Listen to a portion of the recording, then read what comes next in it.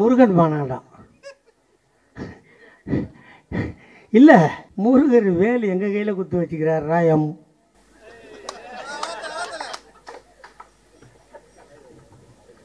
சொல்லுவானே,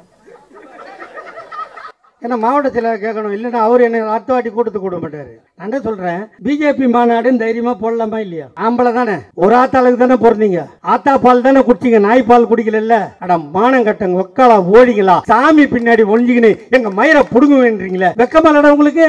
ஆம்பளை தைரியமா வாடா, நாங்க பிஜேபி மாநாடு போடுறோம் சொல்லி பாரு. முருகர் பின்னாடி ஒழிஞ்சிக்கிறீங்க, உத்தரப்பிரதேசத்தில் போய் ராமர் பின்னாடி ஒழிஞ்சிங்க, அவர் காலில் இருக்கிற செருப்பு கட்டி அடிச்சாரா இல்லையா? அந்த ஊர்லயே தோத்தீங்களா இல்லையா? சொல்லுங்க. நீங்களே கேரளாவுக்கு போனீங்க, தைரியமா ஐயப்பன் முட்டி போட்டு காலை கட்டிக்கின்னு தானே உட்காந்துக்கிறாரு, எங்க கையை கைட்டுவாருன்னு அங்க போனீங்க, ஐயப்பன் கட்டின கையை கைட்டி கன்னத்துல வச்சு கேரளா இருந்து தத்தினாரா இல்லையா? பெங்களூரு போனீங்க, பஜ்ரங் தல் அப்படின்னா தெரிதா? ஆஞ்சநேயர். இப்ப நான் நெத்தியில ஒரு பொட்டு வச்சுக்கிறேன், தெரிதா? அழிஞ்சிடுச்சா? இருக்கு. அது என்ன பொட்டு? செந்தூரம். தம்பி கண்டுபிடிச்சான் பாரு கரெக்டா. இதை ஏன் வச்சுக்கிறேன் தெரியுமா? நான் 91 ஜெயலலிதா ஆட்சிக்கு வந்துடுச்சு. ஆட்சிக்கு வந்தோன்னா பார்க்குறவங்களாம் பிடிச்சி உள்ள போட்டு பெண்டு எடுக்குது. 91 புதுசு இல்லை, ஊர் ஊரா கேட்டு போட்டுச்சு தெரியுமா உங்களுக்கு? அது போற வழியெல்லாம் கேட்டு போட்டுதா? அப்போ பிறந்த பிள்ளைங்க பாதி பேரு நீ எங்க பிறந்தன்னு கேட்டா ஆஸ்பத்திரி பேர் சொல்ல மாட்டான். போயஸ் கார்டன் கேட்டு போட்டுருந்தாங்க, அங்க பிறந்துச்சு. பீட்டர்ஸ் ரோடு கேட்டு போட்டுருந்தாங்க, அங்க பிறந்துச்சுன்னு சொல்லுவாங்க. அப்போ எங்க ஆத்தா என்ன பண்ணிச்சு, திடீர்னு கூப்பிட்டுது ஒரு நாள். எங்கடா போறேன்னு நினைச்சு கூட்டத்துக்கு தான். அப்பா இங்க வாடா இங்க வாடான்னு கூப்பிட்டு இதை தான் எடுத்து வச்சுது நெத்தியில. ஏமா இதுன்னு கேட்டேன். டேயப்பா, ஜெயலலிதா ஆட்சிக்கு வந்துருச்சான், எல்லாரையும் உள்ள பிடிச்சி போடுதான், நீ இதை வச்சுக்கின்னு போனீங்கன்னா ஆஞ்சநேயர் உன்னை ஏபிடி பார்சல் சர்வீஸ் மாதிரி வீட்டில் கொண்டாந்து சேர்த்துருவாரு, இதை வச்சுன்னு போனேன்னான்னு. எங்கள் ஆத்தா செத்து போச்சு, அது ஞாபகமாக வச்சுங்கிறேன். இது ஏன் நெத்தியில் வைக்கிறது தப்பு இல்லை, நடந்து போகிற பாயை கூப்பிட்டு அவன் நெத்தியில் வச்சா தப்பு தானே? அதை தான் பிஜேபி சொல்கிறோம், நாங்கள் வானான்றோம். உடனே எங்களை சாமிக்கு எதிரின்றான். எங்கள் வீட்டில் வந்து பாரு, ஒரு 4500 ரூபா வாடகை வாங்கலாம், அவ்வளோ பெரிய ரூமு, பூஜை ரூம், 156 படம் எங்கள் நைனா வச்சுட்டு போன படம். அதுக்கு பொட்டு வைக்கிறதுக்குள்ளேயே என் பொண்டாட்டிக்கு மயக்கம் வந்துடும். நான் இப்போ 6 படமாக ஆக்கிட்டேன். செத்து போன நைனா கோச்சிக்க மாட்டார் அப்படின்ட்டு எடுத்து போட்டுட்டேன். எல்லா பூஜையும் கும்பிடுவோம். நாங்கள் என்ன வானா நான் சொல்கிறேன், நீங்கள் என்ன சொல்கிறீங்க? பட்டு புடவை மிளகாவை எரிச்சு யாகம் பண்ணணுன்றீங்க. நாங்கள் அப்படி இல்லை, முனீஸ்வரனுக்கு சுருட்டு வைப்போம், கோட்ரு பாட்டில் திறந்து வைப்போம், கத்தியில் விபூதி பட்டை அடித்து வைப்போம். இதெல்லாம் நீங்கள் ஒத்துப்பீங்களா? இதெல்லாம் சாமின்னு ஒத்துப்பீங்களா? ஒத்துக்க மாட்டீங்க. உங்களுக்கு நான் சத்யா இது சாமி போயிருக்கலாம் போல்த. ஆமாம், ஒரு 4 கோட்டை வாங்கி காலையில் பிளாக்கில் விற்றா என் பொழப்போ அது ஓடும் இல்லை. இப்படிலாம் பண்ணுறீங்களே, முருகனை கேவலப்படுத்துகிற வேலை தானே. முருகனை கேவலப்படுத்துகிற வேலையா இல்லையா இது? சொல்லு. அதில் சொல்கிறானுங்க, திராவிடத்தை அழிக்க வேலெடுத்து வா முருகா போஸ்டர் ஒன்று ஒட்டானுங்களா, அவருக்கு தான் வேலையா? எவ்வளோ பேர் கும்பிட்றான் சாமி.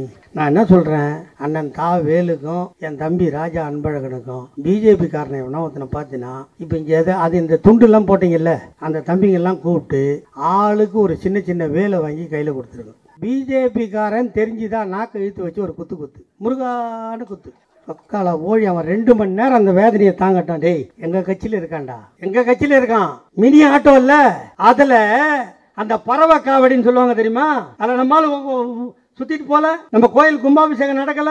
இந்த சுதந்திரம் வாங்கி 75 வருஷத்துல 3000 கோயிலுக்கு குடமுழுக்கும் கும்பாபிஷேகமும் நடத்தணும்னு சொன்னா அது திமுக ஆட்சியில மட்டும்தான்டா, வேற எவன் ஆட்சியிலும் இல்லை.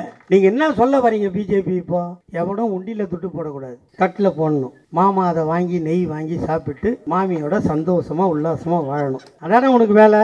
இல்லை, நாங்கள் உண்டியலில் தான் போடுவோம், உடைச்சி கேமரா வச்சு எண்ணுவோம், எண்ணி அந்த கோயிலுக்கு மண்டபம் கட்டுவோம், ஐயருக்கு சம்பளம் கொடுப்போம், அவன் குடும்பத்து பிள்ளைங்க படிக்கலைன்னா அந்த படிக்கிற செலவு கொடுப்போம், அதில் கல்யாண சத்திரம் கட்டுவோம், அன்னதானம் போடுவோம். பிஜேபி என்ன சொல்கிறான், அறநிலையத்துறையே ஆலயத்தை விட்டு வெளியேறு, இவெல்லாம் உள்ளே போய் பூந்துடலாம். ஒருத்தனாவது எவனா மினுமின்னு இல்லாத பார்த்துக்கிறீங்களா? நம்மளாம் எவ்வளோ வறண்டு போய்க்கிறோம், மொழு இருப்போம். இப்போ அந்த மொழுன்னு இருக்கிறது குறைஞ்சி போச்சு. அதுலேயும் போட்டார போடுற பாவி அறநிலையத்துறை மந்திரியா, முழு நேர சாமியார். 24 ஹவர்ஸில் 4 ஹவர்ஸ் கூட ஃபேமிலி மேன் கிடையாது, 24 ஹவர்ஸ் சாமியார். எந்த கோயிலில் என்ன நடக்கணும், இவ்வளோ வேலை நடக்குது, அவனுங்களுக்கு எரியுது இதை பார்த்தா. அதனால் இங்கே சாமி கும்பிட்றவங்க இருந்தாலும், இங்கே எவனா பிஜேபிக்காரன் இருந்தால் அவன் காதை பிடிச்சி மொல்லமாக கூட்டம் அடிக்கலாம் மாட்டேன். நான் 10 நிமிஷம் நான் பேசிட்டு மந்திரிச்சிட்டு போகிறேன், அடுத்த நாள் அவன் திமுகவுக்கு வந்துடுவான். பாவீங்களா, உங்களுக்கும் சேர்த்து தாண்டா அழுவுறோம். இப்போ தமிழ்நாட்டில் யாரா தலைவர்?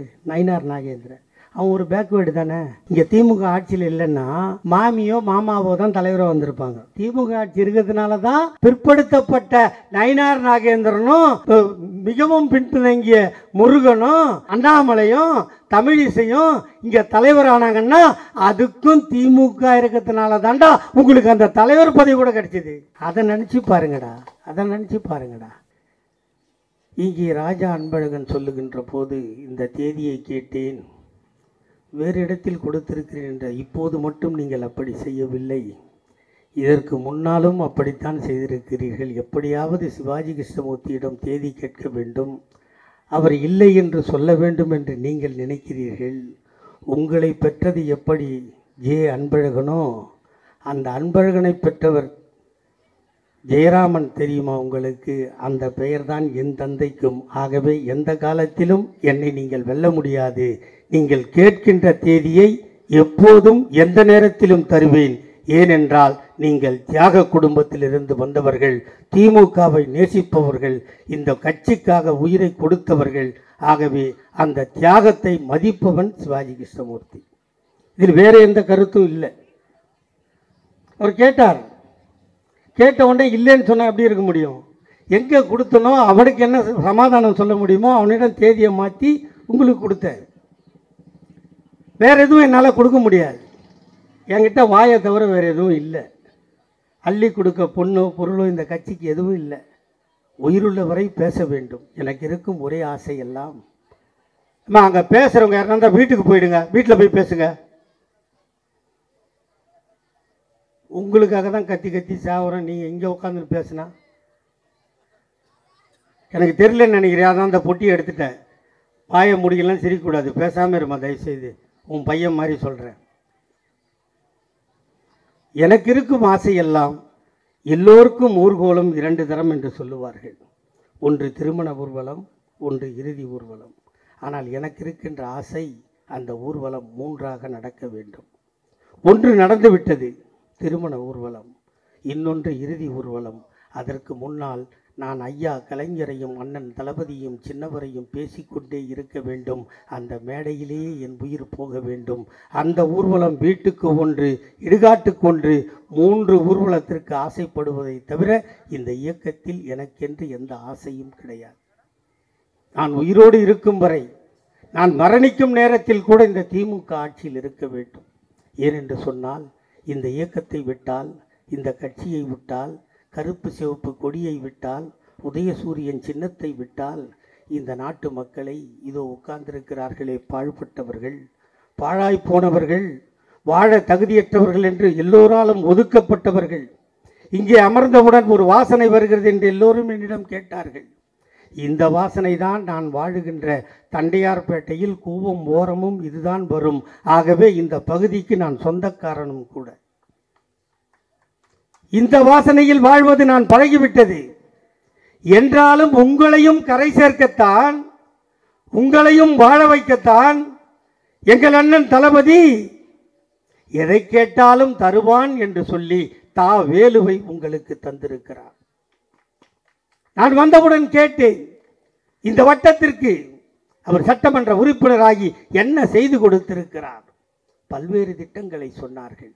இந்த பகுதியில் ஒரு கழிப்பறை, அந்த பகுதியில் ஒரு கழிப்பறை, எதிர்காலத்தில் இந்த பக்கம் சுவர வைக்க போகிறோம், இதோ பக்கத்தில் எய்ட்ஸ் தடுப்பு மையத்தை இடித்துவிட்டு ஒரு மல்டி ஸ்பெஷல் சுகாதார நிலையத்தை கட்டித்தருவேன் என்று சொல்லுகின்ற திறமை திமுகவை தவிர வேறு எவனுக்கும் இருக்காது. ஏனால் பள்ளத்தில் இருப்பவர்களை, தாழ்ந்து போனவர்களை தலைநிமிர செய்யத்தான் எங்கள் தாத்தா கலைஞர் 96 வயதிலும் தான் தள்ளாடினாலும் இந்த தமிழ்நாடு தள்ளாடக்கூடாது என்பதற்காக சக்கர நாற்காலியில் உட்கார்ந்து கூட உங்களை இயக்கினாரே, அந்த தாத்தா கலைஞரின் கனவை நிறைவேற்றாமல் உங்கள் சட்டமன்ற உறுப்பினர் தா வேலுவும் போய மாட்டார். நீங்கள் வாக்களித்தது பாழாகவும் போகாது. இங்கே ஐயா கலைஞரின் 100ஆண்டு பிறந்த நாள். என் தம்பி பல்வேறு திட்டங்களை பட்டியல் போட்டார். எனக்கு அது மாதிரி தமிழில் புலமையோடு பேச தெரியாது, இட்டுக்கட்டி பேசவும் தெரியாது. வாயில் வந்த வார்த்தைகளை எல்லாம் ஒன்றாக கோர்த்து நான் பேசிவிடுவேன். அதன் விளைவு எதுவாக இருந்தாலும் திமுகவிற்காக தாங்கிக் கொள்வேன். ஐயா கலைஞர் இந்த தமிழ்நாட்டை 5 முறை ஆண்டார். இங்கே இருக்கின்ற தாய்மார்களுக்கு நெஞ்சில் ஈரம் இருந்தால், உங்களுக்கு கருணை உள்ளம் இருந்தால், உங்கள் நெஞ்சில் கை வைத்து சொல்லுங்கள், நீங்கள் எல்லோரும் ஏதாவது ஒரு வேலைக்கு போகிறீர்கள். வேலைக்கு போனால் மாதம் மாதம் சம்பளம் கிடைக்கும். கிடைக்குமா இல்லையா? அந்த சம்பளத்தை கொண்டு போய் வீட்டில் யாரிடமோது ஒரு இடமும் கொடுக்கத்தான் வேண்டும்.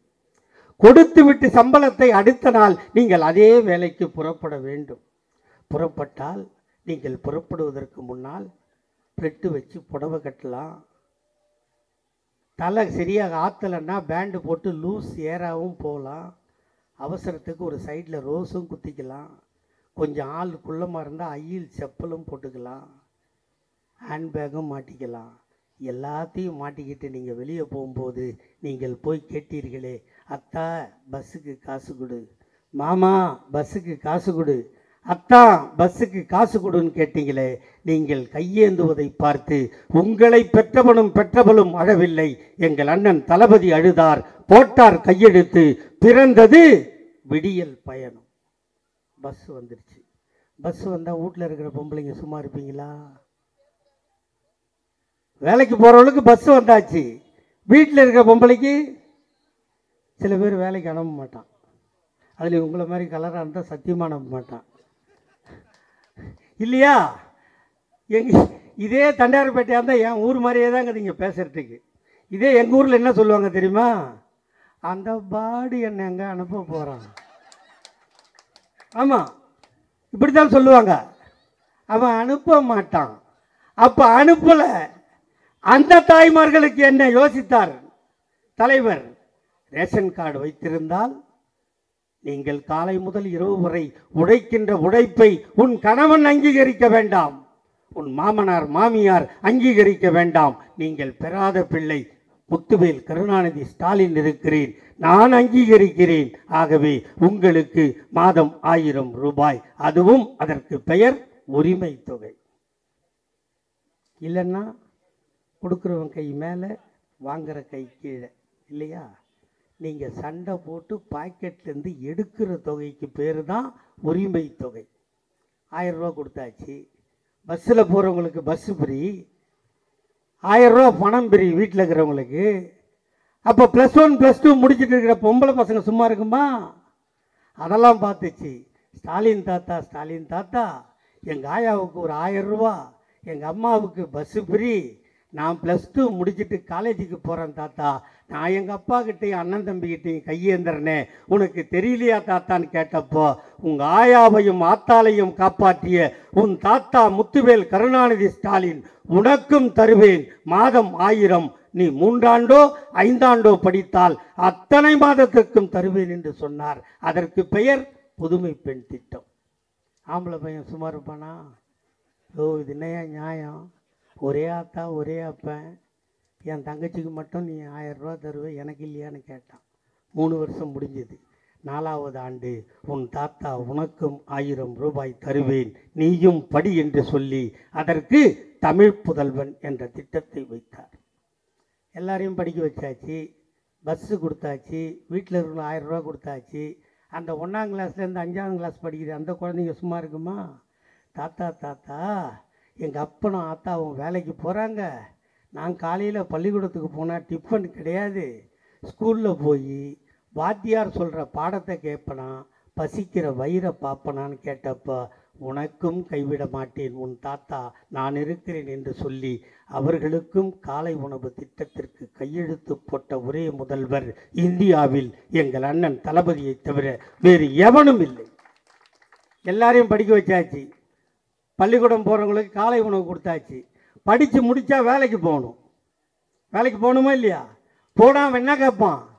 எக்ஸ்பீரியன்ஸ் இருக்கான்னு கேட்பான்ல. அப்போ நீங்கள் எக்ஸ்பீரியன்ஸுக்கு எங்கே போகணும்? நெட் சென்டருக்கு போகணும். அங்கே போனால் தான் கம்ப்யூட்டரில் படிக்கணும். ஜாவா படிக்கலாம், டேலி படிக்கலாம், எம்எஸ் ஆஃபீஸ் படிக்கலாம். அதை அவன் சும்மா கற்றுக் கொடுப்பானா? காசு கேட்பான். அதை பார்த்து எங்கள் அண்ணன் தளபதி அதையும் நான் முதல்வன் என்ற திட்டத்தின் கீழ் பயிற்சியும் கொடுக்கிறேன், நீ படித்து முடி, பயிற்சியை கொடுக்கிறேன், உனக்கு வேலை உறுதி. வேலை உறுதின்னு சொல்லிட்டா கம்பெனி இருக்கணும்ல. கொரோனா காலத்தில் பல்லு பழனிசாமி ஆட்சியில் எல்லா கம்பெனியும் மூடிட்டு போயிட்டான். அவன் வெறும் அந்த சசிகலா காலம் மட்டும்தான் நக்கனான்னு நீங்கள் நினச்சின்னு இருப்பீங்க. கல்லா பொட்டியே நக்கிட்டு போயிட்டான் அந்த அக்காலா ஓழி. கல்லா பொட்டியே நக்கிட்டாங்க. அது வரைக்கும் அதான் நினச்சிருந்தோம். அவனுக்கு தேவை 2 பொம்பளை காலு 2 செருப்பு, அதை நக்க வேண்டியது. இப்போ அது கிடைக்காததுனால அமித்ஷாவோட 2 காலு 2 செருப்பு, அதை நக்கிறது. இப்படி வாழறதுக்கு, இந்த மானங்கட்ட பழப்பு வாழறதுக்கு மருந்து குடிச்சு செத்துடலாம்ல. இல்லை இந்த கூவங்கரை ஓர 10 நாளைக்கு அந்த கட்டி போட்டால் தன்னால் செத்து போயிடும், நம்ம சாக மாட்டோம். இப்படிப்பட்ட நேரத்தில் கம்பெனி இல்லை, வேலை தரேன்னு சொல்லிட்டோம். அப்போ என்ன பண்ணோம்? 70 வயசு எங்கள் முதலமைச்சருக்கு. 67 வயசுலேயே 4 கூட்டம் முழுசாக போயிடுச்சு. 5வது கூட்டம் வந்து நிற்கும் போது தொடையெல்லாம் ஆடுது. நேற்று நைட்டு பொள்ளாச்சியில் கூட்டம். நைட்டு பஸ் ஏறி பார்த்தீங்கன்னா 12 மணிக்கு தான் வீட்டுக்கு வந்தேன். ஏன்னா தேதி வாங்கி இருக்கிறது ராஜா அன்பழகன். கழுவி ஊற்றினா யார் தாங்கிறது? அந்த உரிமை அவருக்கு உண்டு, நான் அண்ணனாக இருந்தாலும். ஆகவே கம்பெனி வேணும். அதுக்கு 70 வயசு ஆயிடுச்சு, நான் போக மாட்டேன்னு சொல்லலை. உலகம் முழுதும் சுற்றினார், அனைத்து கம்பெனிகளையும் சந்தித்து, என்னிடம் திறமையானவர்கள் இருக்கிறார்கள், நீ வந்து அங்கே கம்பெனியை துவங்கு என்று சொல்லி கிட்டத்தட்ட 9 லட்சம் கோடிக்கு கம்பெனிகளை கொண்டு வந்து குவித்து உங்களுக்கு வேலை வாய்ப்பையும் தந்திருக்கிறார். இவ்வளவும் எப்படி நடந்துச்சு? 4 வருஷத்தில். கொரோனா வந்துச்சு இல்லை, அப்போ நம்ம ஆட்சியில் இல்லை, அப்போ எதிர்கட்சி தலைவராக தானே இருந்தோம். இவ்வளவு பணம் இப்போ கொடுக்குறோம். ஆனால் அப்போ பழனிசாமிகிட்ட நம்ம என்ன கேட்டோம்? அட பாய் பழனிசாமி, ரயில் ஓடல, பஸ்ஸு ஓடல, சினிமா தேட்டர் இல்லை, ஒன்றும் இல்லை, ஜனங்க சாவுறாங்கடா, ஒரு 5000 ரூபா கொடுன்னு சொன்னோமா இல்லையா? 5000 ரூபா கொடுத்தா நம்ம பின்னாடி உட்கார லேடிஸை கேட்குறேன், 5000 ரூபா கொடுன்னு நாங்கள் சொன்னோம். 5000 ரூபா கொடுத்தாங்களா? கொடுக்கலையாம்மா? உங்க தான் நல்லா தெரியுது. இல்லை. எவ்வளோ கொடுத்தாங்க? கொடுக்கலன்னா பொய் சொல்லக்கூடாது. பாவம் பழனிசாமி 1000 ரூபா கொடுத்தான். 1000 ரூபா கொடுத்தான். அப்போ நாங்கள் கேட்டோம், மிச்சம் 4000. பணம் எங்கே இருக்கு? யார்கிட்ட இருக்கு? எங்கே கொடுக்கறதுன்னா? ஆனால் நாங்கள் ஆட்சிக்கு வந்து இவ்வளவும் கொடுக்குறோமே, இதுக்கு பணம் எங்கேருந்து வந்தது நாங்கள் கேட்டோமா? இல்லை. அதுதான் ஐயா தலைவர் கலைஞரின் ரத்தம் எங்கள் அண்ணன் தளபதி உடம்பில் ஓடுவதால், மனமிருந்த காரணத்தால் இவை அத்தனையும் கொடுத்தோம். 4 வருஷம் சொல்கிறாங்க. 4 ஆண்டு சாதனை. 1 வருஷம் முழுசாக கொரோனாவில் போயிடுச்சு. நாங்கள் வரும்போது ஆஸ்பத்திரியில் பெட் இல்லை, ஆம்புலன்ஸ் இல்லை, எல்லாம் இருந்தால் கேஸ் இல்லை இல்லையா? ஆஸ்பத்திரியில் பெட்டே இல்லையே. அந்த நேரத்தில் தானே நாங்கள் வந்தோம். அந்த நேரத்தில் என்ன பண்ணோம்? உலகமே என்ன சொல்லிச்சு? அது சிங்கப்பூராக இருக்கட்டும், ரஷ்யாவாக இருக்கட்டும், ஹாங்காங்காக இருக்கட்டும், ஜப்பானாக இருக்கட்டும், எல்லாம் என்ன சொன்னோம்? வீட்டிலிரு, விழித்திரு, தனித்திரு, இதானே சொன்னோம். எல்லாரும் சொன்னோம். நம்ம மாமா மோடி இருக்காருல்ல, அவர் கூட அந்த தாடியை ட்ரிம் பண்ணால் கொரோனா வந்துடும்னு 18 மாதம் தொப்பை வரைக்கும் வளர்த்தாரா இல்லையா? தாடியை வளர்த்தார் இல்லை, ட்ரிம் பண்ணால் கொரோனா வந்துடும் சொன்னான். இங்கே ஒரு 32 எரும மாடு இருந்தான் அப்போ ஆட்சியில் மந்திரியா. அதில் ஒரு 3 எரும மாடு போர்டே வச்சுட்டான். கொரோனா வந்து விட்டது, என்னை சந்திக்க யாரும் வராதீர்கள். வச்சாங்களா இல்லையா? வைக்கலன்னா என்ன செருப்பால் அடி, வச்சிருந்தா போய் அவனை அடி, யாராவது ஒருத்தனை அடிக்கணும் இல்லையா? அப்படி வச்சுட்டான். ஆனால் உலகமே சொல்லுது எவனையும் பார்க்காதுன்னு. அதை விட கொடுமை எனக்கு. என் பொண்டாட்டிக்கிட்ட போய் அம்மா சுந்தரின்னு அப்படியே நின்று பேசு, நான் திரும்ப மாட்டேன்னா. நான் உன் புருஷன் வந்திருக்கேன்னு. நீ ஒரு நாடோடி ஊரெல்லாம் போய் கொரோனா எடுத்துகிட்டு வந்திருப்ப, உன்னை பார்த்து பேச மாட்டேன்னா. அந்த நிலைமையில் உலகமே தனியாக இருன்னு சொன்னப்போ உலகத்தில் ஒரே ஒரு தலைவன் மட்டும் சொன்னான், ஒன்றிணைவோம் வா என்று சொன்ன ஒரே தலைவன் எங்கள் அண்ணன் தளபதியை தவிர வேறு எவனும் இல்லை. சொன்னாரா இல்லையா? ஒரு டெலிஃபோன் நம்பரை கொடுத்தாரா இல்லையா? டெலிஃபோன் நம்பரில் ஃபோன் பண்ணிங்களா இல்லையா? உங்களுக்கு கேட்டதெல்லாம் வந்ததா இல்லையா? காய்கறி கொடுத்தோம், அரிசி கொடுத்தோம், பருப்பு கொடுத்தோம், மாத்திரை கொடுத்தோம், எல்லாம் கொடுத்தோமா? இப்படி ஆட்சியில் இல்லாத போது உங்களை தேடி தேடி தேடி இப்படி கொடுத்து, இதோ அமர்ந்திருக்கிறாரே ராஜா அன்பழகன், அவரை பெற்றெடுத்த தந்தை ஜே அன்பழகன் கொரோனா தாக்கி செத்து போனார் என்பது உங்களுக்கு தெரியுமா? செத்து போனாரா இல்லையா? அப்ப என்ன தெரியுது இதிலிருந்து?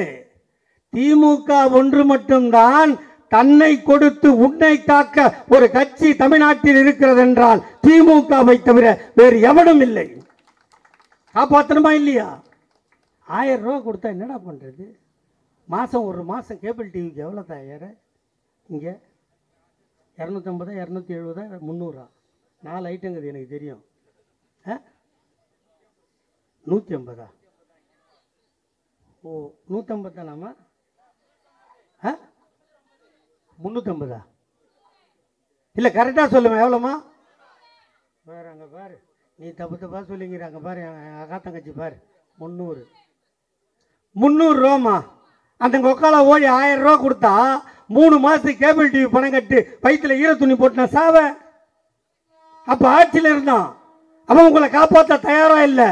நாங்கள் ஆட்சியில் இல்லை, எதிர்காலத்திலும் நீங்கள் எங்களை நம்புவீர்கள் என்ற நம்பிக்கையில் உயிரை கொடுத்து உங்களை காப்பாற்றினோமா இல்லையா? நாங்கள் கொடுத்ததெல்லாம் எங்கள் வீட்டு பணம். ஆனால் அரசாங்க பணத்தை வச்சிருந்த எடப்பாடி பழனிசாமி என்ன பண்ணாரு? கொரோனாவில் அட்மிட் ஆனோம்ல, ஒவ்வொருத்தரும் அட்மிட் ஆனோமா, 3 வேளை சாப்பாடு கொடுத்தாங்களா? ஒரு வேலைக்கு எவ்வளோமா ஆகிடும்? காலையில் டிஃபனுக்கு ஒரு 50 ரூபா ஆகுமா? மத்தியானம் சாப்பாட்டுக்கு ஒரு 100 ரூபா ஆகுமா? நைட்டு ஒரு 100 ரூபா ஆகுமா? மொத்தத்தையும் கொடுத்தா எவ்வளோமா? 250 ரூபா ஆச்சா? சரி 50 ரூபா எக்ஸ்ட்ரா சரவண பவன்லேருந்து வாங்கி கொடுத்துட்டான்னு நினச்சிக்கோ. 300 ரூபா. எவ்வளோ தெரியுமா பில்லு போட்டு அமுக்கணும் எடப்பாடி பழனிசாமி? ஒவ்வொரு ஆளுக்கும் 650 ரூபா பில்லு போட்டு கொரோனாவில் திருடிய ஒரே குற்றவாளி எடப்பாடி பழனிசாமி தான். இந்த தெருவில் மருந்து கொண்டு வந்து அடிச்சானுங்கல்ல, அதை கையில் பிடிச்சி மோந்து பார்த்தியா? ஒரு வாசனையும் இல்லை. பச்சை தண்ணி அடிச்சுட்டு மருந்து அடிச்சனு கணக்கு. லைசால் வாங்கிடான்னா பெனாயில் வாங்கிறது, மாப்பு வாங்கிடான்னா இத்து போன மாப்பு வாங்கிறது, தொடப்பம் வாங்கிடான்னா உடையிற தொடப்பத்தை வாங்கிறது. இப்படி எல்லாத்துலேயும் கொள்ளடிச்சு குவிச்சிக்கிட்டான். ஆனால் நாங்கள் உங்களுக்காக உழைச்சோம். இவ்வளவும் செய்தாரே. நான் சொன்னேனே 5000 ரூபா கொடுன்னா 1000 ரூபா தான் கொடுத்தான், 4000 ரூபா பணம் இல்லைன்னா. ஆனால் இவ்வளவு திட்டங்களையும் எங்கள் அண்ணன் தளபதி செய்தார் என்று சொன்னால் அது எதனால் என்று சொன்னால் எங்கள் தாத்தா கலைஞரின் ரத்தம் அவர் உடம்பில் ஓடுவதா. தாத்தா கலைஞர் 5 முறை இந்த தமிழ்நாட்டை ஆண்டார். 5 முறை ஆண்டார். 6வது முறையாக நாங்கள் வாக்கு கேட்டு வந்தோம் வீதிக்கு. உங்களிடம் சொன்னோம், என் தாய்மார்களே, ஒரு பெண் குழந்தையை பெற்றுவிட்டால் அதை திருமணம் செய்வதற்கு எவ்வளவு கஷ்டம் என்று எனக்கு தெரியும். அதற்கு திருமணம் என்று வந்துவிட்டால் கவலைப்படாதீர்கள் தாத்தா, நான் இருக்கிறேன் வா. திருமண உதவி திட்டம் ரூபாய் 30,000. திருமணம் முடிந்ததா? அந்த இளம் ஜோடி ஆக்கி சாப்பிட அரிசி இல்லையா? கவலைப்படாதே தாத்தா, நான் இருக்கிறேன் வா. 1 ரூபாய்க்கு 1 கிலோ அரிசி தருகிறேன். அந்த அரிசியை ஆக்கி சாப்பிட கேஸ் அடுப்பும் இல்லையா? கவலைப்படாதே தாத்தா, நான் இருக்கிறேன் வா. கேஸ் அடுப்பும் இலவசமாய் தருகிறேன். ஆக்கி சாப்பிட்ட இளம் ஜோடிக்கு பொழுது போகவில்லையா? கவலைப்படாதே தாத்தா, நான் இருக்கிறேன் வா.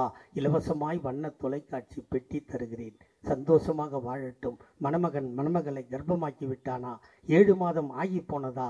அவளுக்கு கொடுக்க சத்தான உணவு வாங்கி கொடுக்க கணவனிடம் காசு இல்லையா? கவலைப்படாதே தாத்தா, நான் இருக்கிறேன் வா. மாதம் 1000 வீதம் 3 மாதம் 3000 தருகிறேன். வயிற்றில் இருக்கின்ற குழந்தையை சத்தாக காப்பாற்று.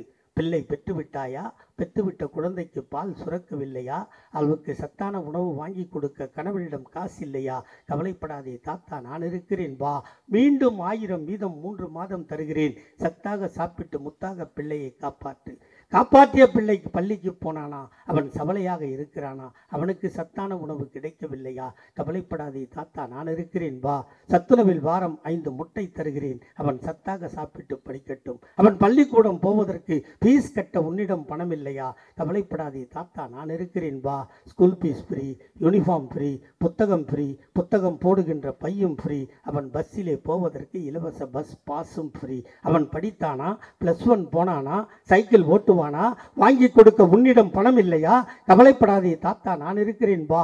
இலவசமாய் சைக்கிள் தருகிறேன். அவன் சந்தோஷமாக படிக்கட்டும். +1 +2 முடித்தானா? அவன் கல்லூரிக்கு போக வேண்டுமா?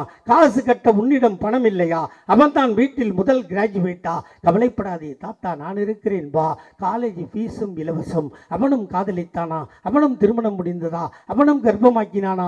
இப்படி கொடுத்து கொண்டே இருக்கிறேன். பெத்து பெத்து பெத்து பெத்து வயதாகி போனாயா? நீயும் கவலைப்படாதே தாத்தா, நான் இருக்கிறேன் வா. 58 வயதாகி போனதா? இலவசமாய் பஸ் பாஸ் தருகிறேன். சந்தோஷமாக பேரனை பார், பேத்தியை பார், சந்தோஷமாக வாழு. 60 வயது ஆகி போனதா? 750 ரூபாய் பென்ஷன் தருகிறேன், சந்தோஷமாக வாழு. காலம் கெட்டு போனதா? நீ சிக்காகி போனாயா? ஆஸ்பத்திரிக்கு போவதற்கு ஆட்டோவிற்கு பணம் இல்லையா? கவலைப்படாதே தாத்தா, நான் விட்ட 108 ஆம்புலன்ஸை கூப்பிடு. இலவசமாய் ஆஸ்பத்திரிக்கு போ. வைத்தியன் பணம் கேட்கிறானா? கவலைப்படாதே தாத்தா, நான் கொடுத்த கலைஞர் காப்பீட்டு அட்டையை காட்டு. 1 லட்சம் ஃப்ரீ. வைத்தியம் பார், வீட்டுக்கு வா. காலம் கெட்டு போனதா? நீ செத்து போனாயா? உன் பிணத்தை தூக்க 4 பேர் இல்லையா? தன்மானம் தடுக்கிறதா? கவலைப்படாதே தாத்தா, நான் போட்ட சட்டம் மார்ச்சரி வேணும் ஃப்ரீ. பார்த்தாயா? அழுதாயா? மொய்க்கிறதா? கவலைப்படாதே தாத்தா, நான் போட்ட சட்டம் பிரீசர் பாக்ஸும் ஃப்ரீ. பார்த்தாயா? அழுதாயா? சுடுகாடு போனாயா? புதைக்க வேண்டுமா? கொளுத்த வேண்டுமா? தாத்தா, நான் போட்ட சட்டம் புதைப்பதும் ஃப்ரீ, கொளுத்துவதும் ஃப்ரீ. வீட்டுக்கு வந்தாயா? டெத் சர்டிபிகேட் வேண்டுமா? தாத்தா, நான் போட்ட சட்டம் டெத் சர்டிபிகேட்டும் ஃப்ரீ, பர்த் சர்டிபிகேட்டும் ஃப்ரீ. இப்படி கருவறை முதல் கல்லறை வரை இலவசங்களை வாரி வழங்கிய இந்தியாவில் ஒரே முதலமைச்சர் எங்கள் தாத்தா டாக்டர் கலைஞர். சொல்றதுக்கு இவ்வளவு மூச்சு வாங்குது. எங்க தாத்தா எவ்வளவு கஷ்டப்பட்டிருப்பாரு இல்லையா? அதோட விட்டாரா? அதோட விட்டாரா? இல்லை. நீங்க சொன்னீங்க பார், அதோ போறான் நொண்டி, அதோ போறான் 1.5 கண்ணு, அதோ போறான் ஒத்த கையன். சொன்னமா இல்லையா? சொல்லி நம்மெல்லாம் சிரிச்சமா இல்லையா? ஆனால் அவர்களை பார்த்து எங்கள் தாத்தா கலைஞர் சிரிக்கவில்லை. ஒரு திறமை போனால் உன்னிடம் இன்னொரு திறமை இருக்கிறது, வாடா என்று அவனை கட்டி அணைத்து, உனக்கும் புதிய பெயர் வைக்கிறேன், இன்று முதல் நீ மாற்றுத்திறனாளி என்று பெயர் வைத்து அவனுக்கும் நலவாரியம் தந்தாரா இல்லையா? சொன்னமே. அதோ போகிறான் பொட்டை, அதோ போகிறான் 9. சொன்னமா இல்லையா? இப்போவும் சிரிக்கிற பற்றியா? அப்பவும் ஊரே சிரிச்சுது அவனை பார்த்து. ஆனால் தாத்தா கலைஞர் சிரிக்கலை. அவனை கூப்பிட்டார், நீ பொட்டை இல்லடா, நீ 9 இல்லடா, உனக்கும் அழகான பெயர் வைக்கிறேன், இன்று முதல் திருநங்கைகள் என்று பெயர் வைத்து அவனுக்கும் நலவாரியம் தந்தாரா இல்லையா? ஒரு காலத்தில் ரயில்வே ஸ்டேஷன் போனீங்கன்னா வெள்ளை பேண்ட்டு, வெள்ளை சட்டை, வெள்ளை தொப்பி போட்டு பச்சை கொடி ஆட்டுவான்ல ஸ்டேஷன் மாஸ்டர், அவெல்லாம் அவ்வா தான் இருப்பான். நம்மளுக்கு அந்த வேலை கிடையாது. நம்மளுக்கு அதே ரயில்வேயில் என்ன வேலை தெரியுமா? அந்த தண்டவாளத்துக்குள்ளே இறங்கி அந்த அரைக்கால் சட்டை போட்டு பச்சை சிவப்பு கொடியை பின்னாடி சொருவிட்டு ஒரு சம்பட்டியை வச்சு அவாய் செப்பல் போட்டுக்கின்னு பிளக்கட்டை தட்டணுமா இல்லையா? தாத்தா கலைஞர் தான் சொன்னார், நீ பிளக்கட்டை தட்ட பிறக்கலடா, நீ ஆட்டினா பச்சை கொடி ஆடும், ரயிலும் ஓடும் என்று சொல்லி இந்த நாட்டில் தாழ்த்தப்பட்டவனையும் பிற்படுத்தப்பட்டவனையும் ஸ்டேஷன் மாஸ்டர் ஆக்கி அழகு பார்த்தவர் முத்தமிழறிஞர் தாத்தா டாக்டர் கலைஞர். கோர்ட்டுக்கு போனால் கருப்பு கவுன் போட்டு கட்டை சுற்றி வச்சு ஆடர்னு ஒருத்தன் தட்டுவான்ல, அவனுக்கு பேர் நீதிபதி. அந்த நீதிபதிலாம் ஒரு காலத்தில் அவ்வா தான் இருப்பாள். நம்ம வாளுக்கு அந்த வேலை கிடையாது. ஆனால் அதே கோர்ட்டில் நம்மளுக்கும் வேலை இருந்துச்சு. என்ன வேலைன்னா, சிகப்பு தொப்பி போட்டு சிகப்பு பட்டை போட்டு சைலன்ஸுன்னு கத்துற வேலை. தாத்தா கலைஞர் சொன்னார், நீ சைலன்ஸுன்னு கத்த பிறக்கலடா, நீ அடித்தா கட்டை சுற்றி அடைக்கும், சட்டமும் பேசும் என்று சொல்லி இந்த நாட்டில் தாழ்த்தப்பட்டவனையும் பிற்படுத்தப்பட்டவனையும் நீதிபதியாக்கி அழகு பார்த்தவர் முத்தமிழறிஞர் தாத்தா டாக்டர் கலைஞர். கோயிலுக்கு போனால் கோயில் வாசலில் நைலான் கயிறு கட்டி பெரிய மணி இருக்குல்ல, அதை ஆட்டுறது நம்ம வேலை. அதே கோயிலுக்குள்ளே வெள்ளி தட்டில் சின்ன மணி வச்சு ஆட்டுறவர் பேர் கொஞ்சி மணி. அவ்வா தான் அதை ஆட்டுவா, நம்மெல்லாம் ஆட்டப்படாது. தாத்தா கலைஞர் சொன்னார், நீ பெரிய மணி ஆட்ட பிறக்கலடா, நீ ஆட்டினா வெள்ளி மணியும் ஆடும், ஆண்டவனும் பேசுவான் என்று சொல்லி அனைத்து ஜாதிக்காரனும் அர்ச்சகராகலாம் என்ற சட்டத்தை போட்டவர் எங்கள் தாத்தா டாக்டர் கலைஞர். இவ்வளவும் செஞ்சு நாங்கள் நட்டு நிற்க வைப்போம். நேராக வருவாங்களாம், 26ல் நிற்பாங்களாம், அடிப்பாங்களாம், நேராக சிஎம் சீட்டில் போய் உட்காந்துக்குவாங்களாம். நாங்கள் குச்சி ஐஸ் வாங்கி சப்பிட்டு போகிறதுக்காடா நாங்கள் கட்சி நடத்துகிறோம். எவ்வளோடா பண்ணியிருக்கோம் இந்த 75 வருஷத்தில். இங்கே பாடுறா, என் ஆள்லாம் நிற்கிறான் பாடுறா ஆம்பளை. இதை பாடுறா, என் தங்கச்சி அக்கா தங்கச்சியில் உட்காந்துட்டு இருக்குது. இதாண்டா திமுக ஆட்சியின் சாதனை. ஒரு காலத்தில் உட்கார விடுவானாம்மா உன்னை? ஒரு காலத்தில் மாதிரி சேர் போட்டு உட்காந்தா என்ன சொல்லுவான்? ஒரு பொண்ணு பார்க்க, ஒரு கை நினைக்க, ஒரு நிச்சயத்தாம்பலம், இப்படி சேர் போட்டு உட்காந்தா பெரியவங்க வருவான் நேராக. எருமை மாடு மாதிரி உட்காந்துருக்கீங்க, ஆம்பளை நிற்கிறான், எந்திரி சொன்னாங்களா இல்லையா? உங்கள் வீட்டில் ஆயா தாத்தா படம் இருக்கா இல்லையா? பாரு அந்த படத்தில் ஆயா கஷ்டப்பட்டு வாயை வைத்த கட்டி 4 மோந்திரம் தாத்தாவுக்கு வாங்கி வைப்பான். இவனுக்கு பட்டு வேட்டி பட்டு சட்டை எடுத்து கொடுத்து பட்டு அங்கவஸ்திரம் போட்டு இவனை ஸ்டுடியோவுக்கு போட்டோ கூப்பிட்டு போனால் எங்கள் ஆயா கொடுத்த மோந்திரத்தை போட்டுக்கிட்டு கால் மேலே கால் போட்டு அந்த மோந்திரம் தெரிகிற மாதிரி மொத்த சேர்லேயும் உட்காந்துருவான். அப்போல்லாம் அந்த மடக்கு சேர், இரும்பு சேர் உட்காந்துருவான். எங்கள் ஆயாவுக்கு என்ன வேலை தெரியுமா? இவனுக்கு 4 மோந்திரம், பட்டு வேஷ்டி, முடிஞ்சா தடி கொம்பு, இவ்வளோத்தையும் அவள் பட்டினி கடந்து வாங்கி கொடுப்பாள்.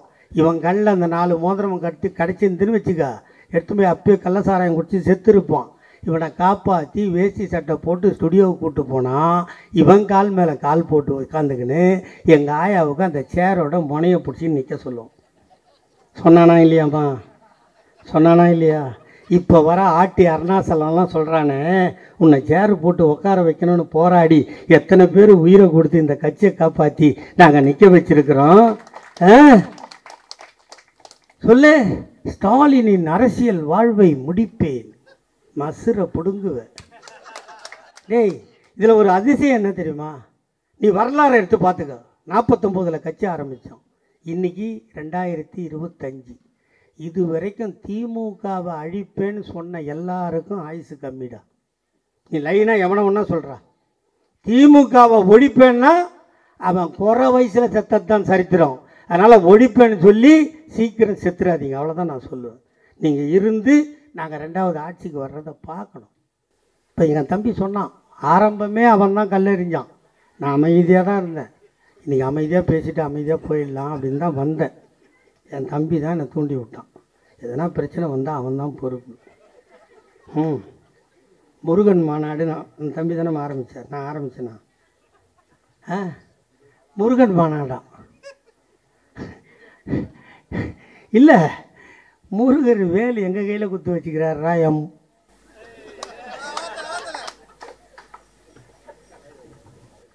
சொல்லுவாங்க. ஏன்னா மாவட்டத்தில் கேட்கணும், இல்லைன்னா அவர் என்னை அடுத்த வாட்டி கூட்டத்துக்கு கூட மாட்டார். எனக்கு நீ சோறே போடலன்னா கூட தண்ணி குடிச்சிட்டு வாழ்ந்துருவேன். இந்த மேடையும் மைக்கில்னா நான் செத்தே போயிடுவேன். அவர் 8 மாதம் அந்த கஷ்டத்தை அனுபவித்தேன். நான் ஜூலை மாதம் 18ஆம் தேதி ஜெயிலுக்கு போயிட்டு ஆகஸ்ட் மாதம் 16ஆம் தேதி வெளியே வந்துட்டு பிப்ரவரி மாதம் வரைக்கும் இந்த மேடையும் மைக்கும் கிடைக்கல. பைத்தியக்காரனை மாதிரி சுற்றிட்டு இருந்தேன். அந்த கஷ்டம் எனக்கு தான் தெரியும். இவ்வளவு நாங்கள் செஞ்சால் நான் என்ன சொல்கிறேன், பிஜேபி மாநாடுன்னு தைரியமாக போடலாமா இல்லையா? ஆம்பளை தானே, ஒரு ஆத்தாளுக்கு தானே பிறந்தீங்க, ஆத்தா பால் தானே குடிச்சிங்க, நாய் பால் குடிக்கல. அட மானம் கட்டங்க, ஒக்காலா ஓடிங்களா, சாமி பின்னாடி ஒழிஞ்சிக்கின்னு எங்கள் மயிரை பிடுங்குவேன்றீங்களே, வெக்கமாலடா உங்களுக்கு? ஆம்பளை தைரியமாக வாடா, நாங்கள் பிஜேபி மாநாடு போடுறோம் சொல்லிப்பாரு. முருகர் பின்னாடி ஒழிஞ்சிக்கிறீங்க, உத்தரப்பிரதேசத்தில் போய் ராமர் பின்னாடி ஒழிஞ்சிங்க. அவர் காலில் இருக்கிற செருப்பு கைட்டு அடிச்சாரா இல்லையா? அந்த ஊர்லேயே தோத்தீங்களா இல்லையா? சொல்லுங்கள் நீங்களே. கேரளாவுக்கு போனீங்க, தைரியமாக ஐயப்பன் முட்டி போட்டு காலை கட்டிக்கின்னு தானே உட்காந்துக்கிறாரு, எங்கே கையை கைட்டுவாருன்னு அங்கே போனீங்க. ஐயப்பன் கட்டின கையை கைட்டி கன்னத்தில் வச்சு கேரளா இருந்து தத்தினாரா இல்லையா? பெங்களூரு போனீங்க, பஜ்ரங் தல் அப்படின்னா தெரிதா? ஆஞ்சநேயர். இப்போ நான் நெத்தியில் ஒரு பொட்டு வச்சுக்கிறேன், தெரிதா? அழிஞ்சிடுச்சா? இருக்கு. அது என்ன பொட்டு? செந்தூரம். தம்பி கண்டுபிடிச்சான் பாரு கரெக்டாக. இதை ஏன் வச்சுங்கிறேன் தெரியுமா? நான் 91 ஜெயலலிதா ஆட்சிக்கு வந்துடுச்சு. ஆட்சிக்கு வந்தோன்னா பார்க்குறவங்களாம் பிடிச்சி உள்ளே போட்டு பெண்டு எடுக்குது. 91 புதுசு இல்லை, ஊர் ஊராக கேட்டு போட்டுச்சு தெரியுமா உங்களுக்கு? அது போகிற வழியெல்லாம் கேட்டு போட்டுதா? அப்போ பிறந்த பிள்ளைங்க பாதி பேர் நீ எங்கே பிறந்தேன்னு கேட்டால் ஆஸ்பத்திரி பேர் சொல்ல மாட்டான். பாய்ஸ் கார்டன் கேட்டு போட்டுருந்தாங்க, அங்கே பிறந்துச்சு. பீட்டர்ஸ் ரோடு கேட்டு போட்டுருந்தாங்க, அங்கே பிறந்துச்சின்னு சொல்லுவாங்க. அப்போ எங்கள் ஆத்தா என்ன பண்ணிச்சு, திடீர்னு கூப்பிட்டுது ஒரு நாள். எங்கடா போகிறேன்னு நினச்சி கூட்டத்துக்கு தான். அப்பப்பா இங்கே வாடா இங்கே வாடான்னு கூப்பிட்டு இதை தான் எடுத்து வச்சுது நெத்தியில். ஏமா இதுன்னு கேட்டேன். டேயப்பா, ஜெயலலிதா ஆட்சிக்கு வந்துடுச்சான், எல்லாரையும் உள்ளே பிடிச்சி போடுதான், நீ இதை வச்சுக்கின்னு போனீன்னா ஆஞ்சநேயர் உன்னை ஏபிடி பார்சல் சர்வீஸ் மாதிரி வீட்டில் கொண்டாந்து சேர்த்துருவார், இதை வச்சுன்னு போனேன் என்னான்னு. எங்கள் ஆத்தா செத்து போச்சு, அது ஞாபகமாக வச்சுங்கிறேன். இது ஏன் நெத்தியில் வைக்கிறது தப்பு இல்லை. நடந்து போகிற பாயை கூப்பிட்டு அவன் நெத்தியில் வச்சா தப்பு தானே? அதை தான் பிஜேபி சொல்கிறோம், நாங்கள் வானான்றோம். உடனே எங்களை சாமிக்கு எதிரின்றான். எங்கள் வீட்டில் வந்து பாரு, ஒரு 4500 வாடகை வாங்கலாம். அவ்வளோ பெரிய ரூமு, பூஜை ரூம், 156 படம் எங்கள் நைனா வச்சுட்டு போன படம். அதுக்கு பொட்டு வைக்கிறதுக்குள்ளேயே என் பொண்டாட்டிக்கு மயக்கம் வந்துடும். நான் இப்போ 6 படமாக ஆக்கிட்டேன். செத்து போன நைனா கோச்சிக்க மாட்டார் அப்படின்ட்டு எடுத்து போட்டுட்டேன். எல்லா பூஜையும் கும்பிடுவோம். நாங்கள் என்ன வானான்னு நான் சொல்கிறேன், நீங்கள் என்ன சொல்கிறீங்க? பட்டு புடவை மிளகாவை எரித்து யாகம் பண்ணோன்றீங்க. நாங்கள் அப்படி இல்லை. முனீஸ்வரனுக்கு சுருட்டு வைப்போம், கோட்ரு பாட்டில் திறந்து வைப்போம், கத்தியில் விபூதி பட்டை அடித்து வைப்போம். இதெல்லாம் நீங்கள் ஒத்துப்பீங்களா? இதெல்லாம் சாமின்னு ஒத்துப்பீங்களா? ஒத்துக்க மாட்டீங்க. உங்களுக்கு நான் சத்யா சாமி போயிருக்கலாம் போல்த. ஆமாம், ஒரு 4 கோட்டை வாங்கி காலையில் பிளாக்கில் விற்றா என் பொழப்போ அது ஓடும் இல்லை. இப்படிலாம் பண்ணுறீங்களே, முருகனை கேவலப்படுத்துகிற வேலை தானே. முருகனை கேவலப்படுத்துகிற வேலையா இல்லையா இது? சொல்லு. அதில் சொல்கிறானுங்க, திராவிடத்தை அழிக்க வேலெடுத்து வா முருகா போஸ்டர் ஒன்று ஒட்டானுங்களா? அவருக்கு தான் வேலையா? எவ்வளோ பேர் கும்பிட்றான் சாமி. நான் என்ன சொல்கிறேன், அண்ணன் தா வேலுக்கும் என் தம்பி ராஜா அன்பழகனுக்கும் பிஜேபி காரனை எவனா ஒருத்தனை பார்த்தீங்கன்னா, இப்போ இங்கே அது இந்த துண்டுலாம் போட்டிங்கல்ல, அந்த தம்பிங்கெல்லாம் கூப்பிட்டு ஆளுக்கு ஒரு சின்ன சின்ன வேலை வாங்கி கையில் கொடுத்துருக்கோம். பிஜேபிக்காரன் தெரிஞ்சுதான் நாக்கை இழுத்து வச்சு ஒரு குத்து முருகான்னு குத்து. சொக்கால ஓழி அவன் 2 மணி நேரம் அந்த வேதனையை தாங்கட்டான். டேய், எங்கள் கட்சியில் இருக்கான்டா, எங்கள் கட்சியில் இருக்கான். மினி ஆட்டோ இல்லை, அதில் அந்த பறவை காவடின்னு சொல்லுவாங்க தெரியுமா? அதில் நம்மளால் சுற்றிட்டு போகல. நம்ம கோயில் கும்பாபிஷேகம் நடக்கலை. இந்த சுதந்திரம் வாங்கி 75 வருஷத்தில் 3000 கோயிலுக்கு குடமுழுக்கும் கும்பாபிஷேகமும் நடத்தணும்னு சொன்னால் அது திமுக ஆட்சியில் மட்டும்தான்டா, வேற எவன் ஆட்சியிலும் இல்லை. நீங்கள் என்ன சொல்ல வரீங்க பிஜேபி? இப்போ எவனும் உண்டியில் துட்டு போடக்கூடாது, தட்டில் போடணும். மாமா அதை வாங்கி நெய் வாங்கி சாப்பிட்டு மாமியோட சந்தோஷமாக உல்லாசமாக வாழணும். அதானே உனக்கு வேலை? இல்லை, நாங்கள் உண்டியலில் தான் போடுவோம். உடச்சி கேமரா வச்சு எண்ணுவோம். எண்ணி அந்த கோயிலுக்கு மண்டபம் கட்டுவோம், ஐயருக்கு சம்பளம் கொடுப்போம். அவன் குடும்பத்து பிள்ளைங்க படிக்கலைன்னா அந்த படிக்கிற செலவு கொடுப்போம். அதில் கல்யாண சத்திரம் கட்டுவோம், அன்னதானம் போடுவோம். பிஜேபி என்ன சொல்கிறான்? அறநிலையத்துறையே ஆலயத்தை விட்டு வெளியேறு, இவெல்லாம் உள்ளே போய் பூந்துடலாம். ஒருத்தனாவது எவனா மினுமின்னு இல்லாத பார்த்துக்கிறீங்களா? நம்மளாம் எவ்வளோ வறண்டு போய்க்கிறோம். மொழு இருப்போம். இப்போ அந்த மொழுன்னு இருக்கிறது குறைஞ்சி போச்சு. அதுலேயும் போடுற பாவி அறநிலையத்துறை மந்திரியா, முழு நேர சாமியார். 24 ஹவர்ஸில் 4 ஹவர்ஸ் கூட ஃபேமிலி மேன் கிடையாது, 24 ஹவர்ஸ் சாமியார். எந்த கோயிலில் என்ன நடக்கணும், இவ்வளோ வேலை நடக்குது, அவனுங்களுக்கு எரியுது இதை பார்த்தா. அதனால் இங்கே சாமி கும்பிட்றவங்க இருந்தாலும், இங்கே வேணா பிஜேபிக்காரன் இருந்தால் அவன் காதை பிடிச்சி மொல்லமாக கூட்டம் அடிக்கலாம் மாட்டேன். நான் 10 நிமிஷம் நான் பேசிட்டு மந்திரிச்சிட்டு போகிறேன், அடுத்த நாள் அவன் திமுகவுக்கு வந்துடுவான். பாவிங்களா, உங்களுக்கும் சேர்த்து தாண்டா அழுவுறோம். இப்போ தமிழ்நாட்டில் யாரா தலைவர்? நயினார் நாகேந்திரன். அவன் ஒரு பேக்வேர்டு தானே. இங்கே திமுக ஆட்சியில் இல்லைன்னா மாமியோ மாமாவோ தான் தலைவராக வந்திருப்பாங்க. திமுக ஆட்சி இருக்கிறதுனால தான் பிற்படுத்தப்பட்ட நயினார் நாகேந்திரனும் மிகவும் பின்தங்கிய முருகனும் அண்ணாமலையும் தமிழிசையும் இங்கே தலைவரானாங்கன்னா அதுக்கும் திமுக இருக்கிறதுனால தாண்டா உங்களுக்கு அந்த தலைவர் பதவி கூட கிடைச்சிது. அதை நினச்சி பாருங்கடா, அதை நினச்சி பாருங்கடா. வாய்ப்புக்கு நன்றி. வெல்க தமிழ். வணக்கம்.